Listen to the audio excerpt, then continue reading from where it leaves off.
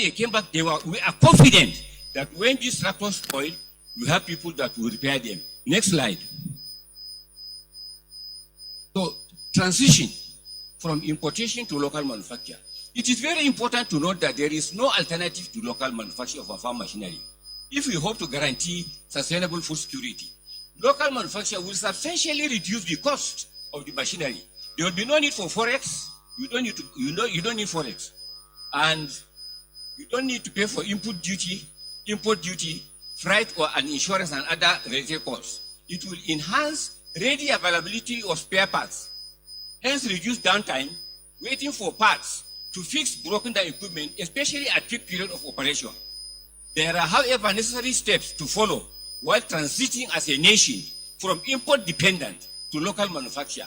I wish to recommend the following. Selective importation of tractors and implements with proven performance in Nigeria for the next 3 years. That is to say that we need to continue to import, but not indiscriminately. Government has to streamline and import only the tractors that have proven performance, not only those that are cheap and affordable. So that is where also standardization comes in. Next slide. Adequate fund. Adequately fund research and development for indigenous manufacture of tractors. Maybe we start with the smaller ones, 35 to 75 horsepower, and related implements by federal government, private sectors, and in the next 5 years. When we had problem of fuel, petrol, Dangote did not just wake up from dream to start his refinery. He did his own research.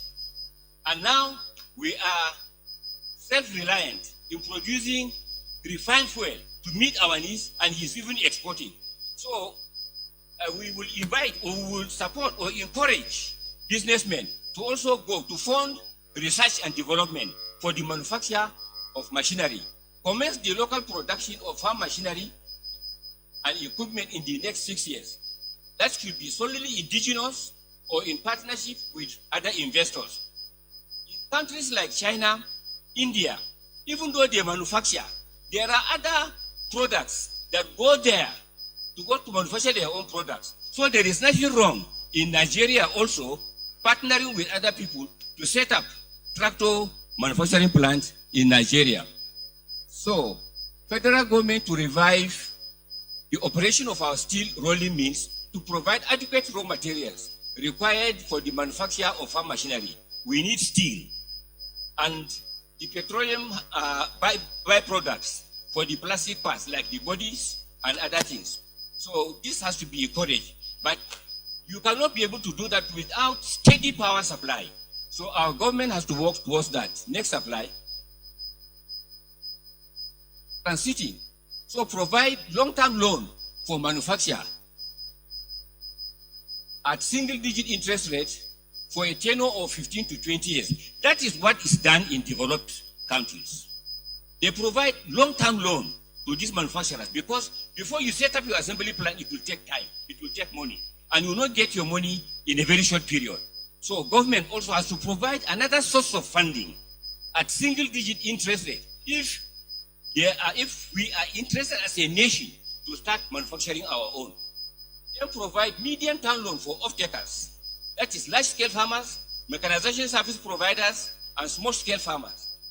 That is for 5 years. Within 5 years, you will be able to pay back that short-term or medium-term loan at single-digit interest rate.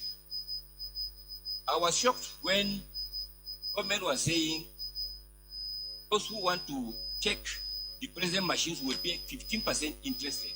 It's cheaper than the commercial interest rate, which is about 27%. They have tried, but in other countries, it's even 5%. Those who have developed their own manufacturing. So we also need to form Agricultural Manufacturing Association of Nigeria, register with Corporate Affairs Commission.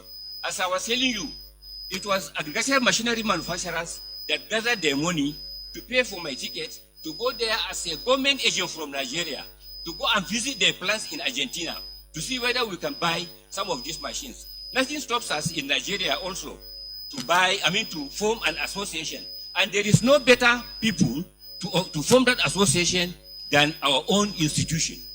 We are the ones that will form this association. NCAM should also collect the locally fabricated farm machinery in the various geopolitical zones with a view to perfecting the designs and improve efficiency to enable commercial production. That one we have discussed it also in the mechanization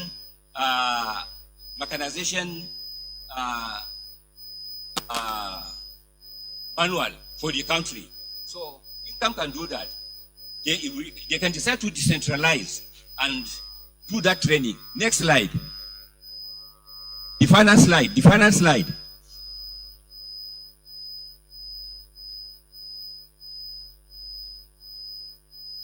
The final slide, please.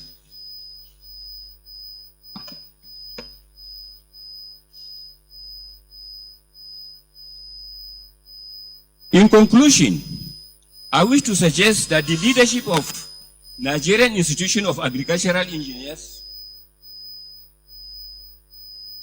NIAE, in collaboration with NCAM, should produce a product document to be submitted to Mr. President titled "The Need for Local Manufacture of Agricultural Machinery in Nigeria, the Way Forward." The document should be personally submitted to Mr. President by the NIAE leaders under the guidance of the Honorable Minister of Agri and Food Security, accompanied by our visionary Borno State Governor, Oyo State Governor, Lagos State Deputy Governor, President and Chairman of Koren, President of NSC, and other engineers at the National Assembly. This particular exercise will require serious consultation and lobbying, but the end will justify the means. Thank you.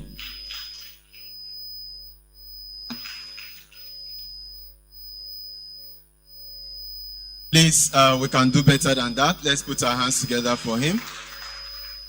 Thank you very much, Engineer Bitrus Yakubu Elisa, FNIAE, for that wonderful presentation on standardization of agricultural machinery in Nigeria. Ladies and gentlemen, now we shall take the second talk, and it will be on history of Nigerian Institution of Agricultural Engineers, and that will be delivered by our very own National Vice Chairman, Professor Joseph C. Adama, Fellow of the Nigerian Institution of Agricultural Engineers. Can we please put our hands together for him?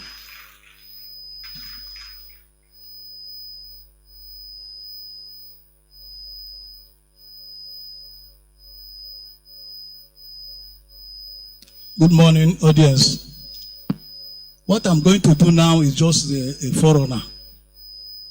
As the event continues, a more competent hand will add color to the history of Nigerian's Institution of Agricultural Engineers. I wanted to start this talk by first of all telling us the history of engineering in Nigeria. But for want of time, I'll give that one at last. So, Nigerian Institution of Agricultural Engineers, before 1963, there was nothing like agricultural engineers of indigenous agricultural engineers.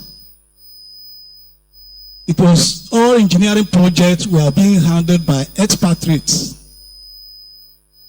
So, after 1963, Nigeria became a republic, and for Nigeria becoming a republic, agriculture was placed under residual list.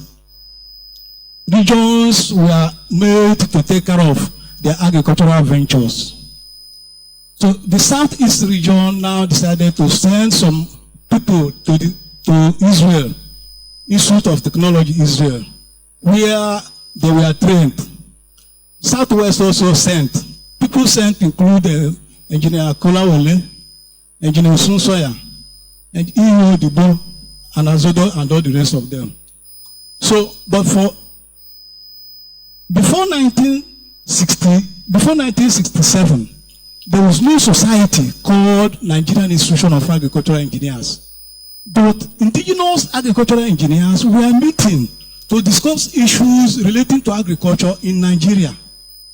So by 1967, this team of engineers decided to come together to form an association for agricultural engineers. This association, they said not only just to form an association, but let us be meeting. Their first meeting took place in Benin in 1967. That was the last. The Civil War affected it. All other things remain as history. By 1972, they decided to meet again to form an association to look after agricultural engineers, but not formally registered. This 1972 meeting took place at Ahmed Bello University, Zaria. How did I know? When I was doing my project, I had an aspect of cost calculation, cost analysis. And in that cost analysis, it was that 1972 meeting that agricultural engineers came together and said that for machinery cost analysis, depreciation calculation in Nigeria, that the salvage value should be 10%. So it was when I was doing my research that I saw this in history. Then, after that, in 1977, a group of agricultural engineers, F.O. Ababa, E.U. Odibo, Makanjola, and all the rest of them, came together to form the Nigerian Society of Agricultural Engineers. The name was Nigerian Society of Agricultural Engineers. That was the year it was registered. And their first conference took place at the University of Ibadan. The title of the theme of the conference was Agricultural Mechanization and Operation Feed the Nation. After that, the Nigerian Institution of Agricultural Engineers started growing from strength to strength, from number to number, thanks to such names as F.O. Ababa, G.A. Makanjola, E.U. Odibo, E.U. Nwa, J.C. Baker, M.T. Ige. These people started running agricultural engineers very effectively. Fola Lasisi, and so many of them. And it was a family affair. In 1997, they had a conference at University of Nigeria, Nsukka. That time, I was an undergraduate, and Eugene and Ozoda invited all of us. Musa, H.L. Musa, the first executive director of this institution, that was the first time I saw them meeting. H.L. Musa was a rapporteur in that conference. And they started growing, publishing, doing so many things in Nigeria. So, as time went on, NIE started growing fast. And the Nigerian Society of Engineers saw NIE as a force that may take over the activities in the country. And what did they do? They came to Nigerian Institution of Agricultural Engineers and requested for a merger. They said there should be a merger between all engineering bodies to be under Nigerian Society of Engineers. The matter came up first in 1987. In 1997, S.N. Aswegu was the secretary of NIE. And the young agricultural engineers at Owerri opposed it. It was a battle. Our elders were willing to continue, but the young ones, Akintola, I know, stood up strongly against it. Say that these people want to subsume us, that we will not allow them. And, you know, our elders, they took them time, they convinced the young ones to accept. So a committee was set up at a conference to look at what is happening. It happened that Onwalu became the secretary of NIA at that time, and Idike remained the chairman.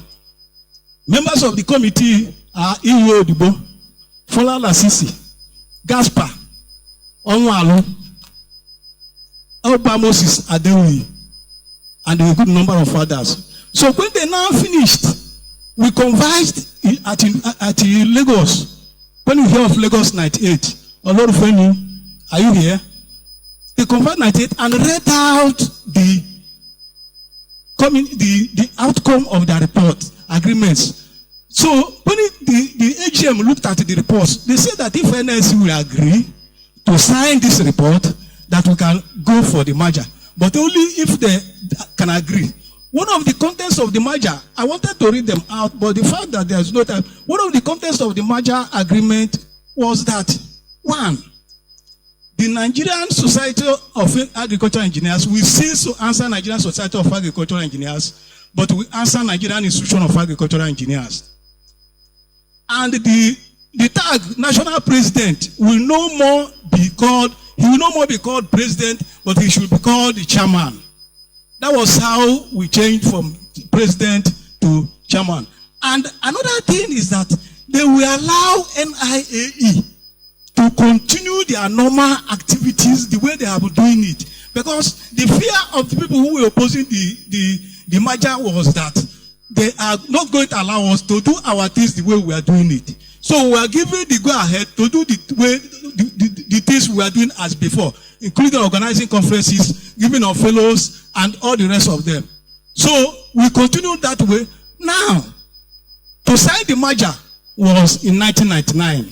We had a conference in 1999 at Federal Polytechnic, Bauchi. That time, SM Musa was the rector of Tatarali Polytechnic. He sponsored that conference. And for the merger agreement, the people that signed for NIAE, Engineer Professor F.I.E. Dike, and Onwalo, and the people that signed for NSC were Engineer Aitogo and Charles Mbanefu.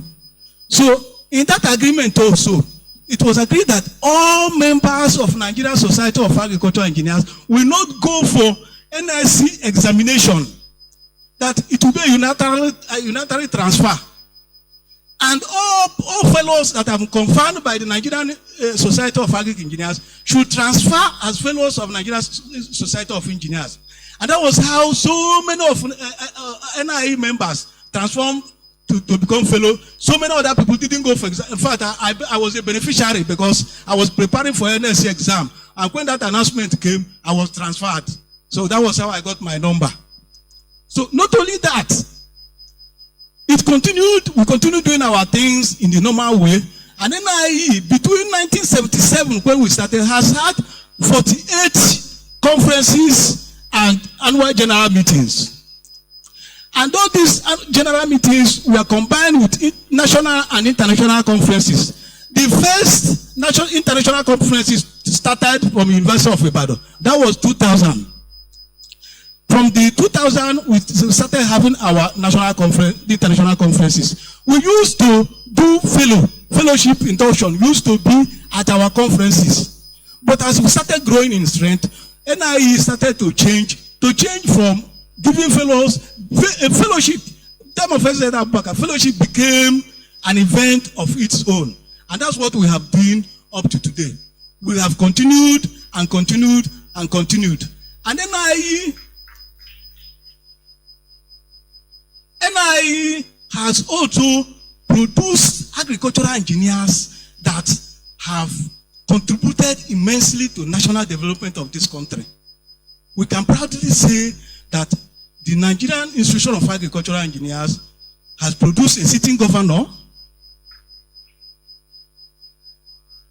The Nigerian Institution of Agricultural Engineers has produced a sitting deputy governor, a deputy speaker of this state, one-time deputy speaker of this place, was an agricultural engineer and later on became a commissioner for agriculture, Kwara State. An agricultural engineer has produced somebody who was a rector of Polytechnic for 16 years, the person SM Musa. And not only that, one of the critical sectors of Nigeria is electoral sector, INEC. Agricultural engineer has produced a state INEC chairman, and he's sitting there by. So we have gone a very, very long way. And as today, we cannot count the number of executive directors this institution has produced. They are scattered everywhere. In 2001, we organized a conference at Niae Lake Hotel. That conference attracted many people. The then Minister of Agriculture and Water Resources, Alhaji Mukta Shagari, was there. The Minister of Cooperation and Integration in Africa, Jerry Ghana, was there. The permanent secretary, Minister of Water Resources, was there. The master of ceremony was Dr. Dauda Gowon, the younger brother of Yakub Gowon. Many of you may not know him. He was the director of irrigation and drainage at Federal Ministry of Water Resources. He's late. He's an agricultural engineer, but he has a master's degree in mass communication. To the extent that mass communication journalists, Nigerian Union of Journalists, gave him an award as the most non-practicing Nigerian journalist.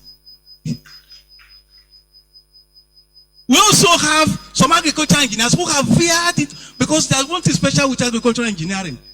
If you are as an agricultural, give an agricultural engineer a degree project to write in mass com, a degree project to write in computer, he will write it very, very well.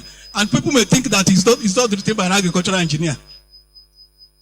There's one man called Oke Bakasi. He's an agricultural engineer. But you see, he has taken over the field, the theater field. He's doing well. So if you're an agricultural engineer, and if you watch, it was when Professor Fabrode was the vice chancellor of OAU that OAU started taking first position in the ranking in the whole world. It belongs to us.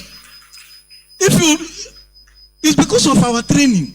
Agric engineers, anytime you see them, they're always Alaba. That is always the best. My brothers Yoruba here, you know the meaning of Alaba. They're always the best. So, and that is why in Nigeria today, an agricultural engineer as a governor is the best. We remain very, very proud of them everywhere. If you go to all the universities in Nigeria, agricultural engineers have the highest number of professors in all the departments. Go and take the history. I'm doing a documentation. By the time we release that documentation, you people will see what agricultural engineers are in this country. So we are not regretting that we are agricultural engineers. And in addition, in the world over, come and see Nigerian agricultural engineers, members of Nigerian Institution of Agricultural Engineers. If you have read about Linus Opara, he was a 1987 set at University of Nigeria, Nsukka. He has a laboratory in 5 continents of the whole of this world where we are now. We also have Michael Ngade at McGill University. We are all doing well. Any agriculture engineer that finds himself in anywhere, in any department, mechanical, civil, and all this stuff, he's always excelling. So Nigerian Institution of Agriculture has gone a very, very long way. And today, we are celebrating another international conference and machinery exhibition. And hold yourself tight, be proud of yourself. This institution is strongly behind you. And by God's grace, we will continue to grow from strength to strength. Amen.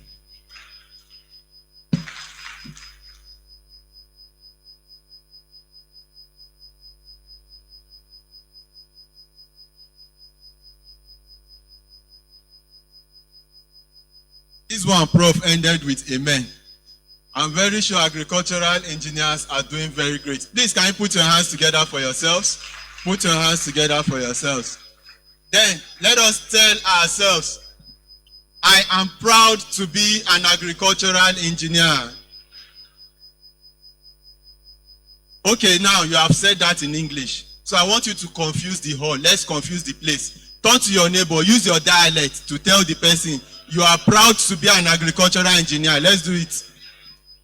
Confuse the place, no problem. Speak Tiv, speak Hausa, speak Igala, speak whatever. Agriculture does not understand language, does it? Exactly, so let's speak it. Be proud of your dialect.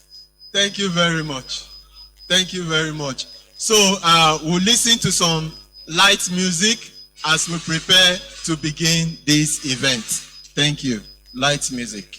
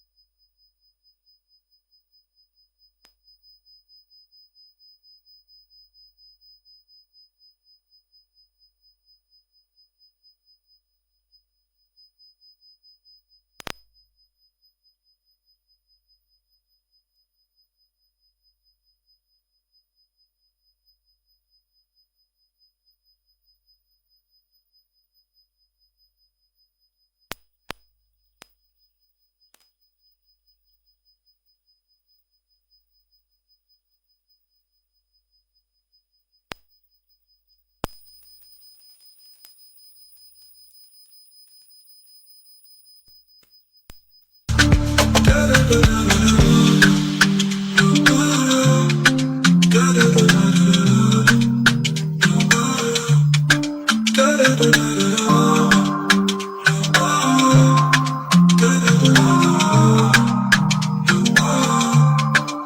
da da da da.